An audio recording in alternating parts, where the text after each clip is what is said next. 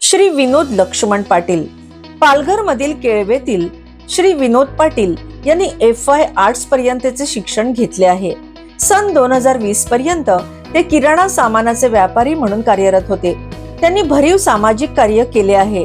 सन 1972 ते 90 ते केळवे गावचे सरपंच होते. सन 1966 पासून ते शिवसेनेचे सक्रिय कार्यकर्ते होते.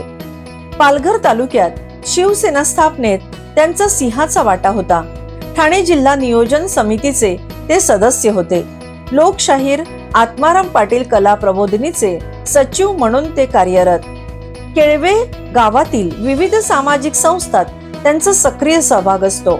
प्रतिवर्षी पालघर हुतात्मा स्तंभाजवळ 14 ऑगस्ट रोजी हुतात्मा वंदन कार्यक्रमात तत्कालीन इतिहास सांगणाऱ्या कॅसेटचे निर्माते आणि निवेदक.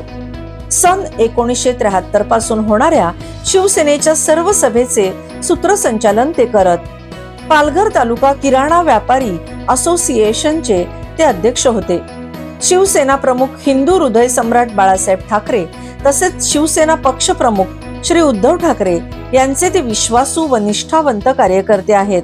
आज सर्वच स्टार जीवन गौरव पुरस्काराने आपणास सन्मानित करताना आम्हास अतीव आनंद होत आहे. आपले खूप खूप अभिनंदन व पुढील वाटचालीस हार्दिक शुभेच्छा.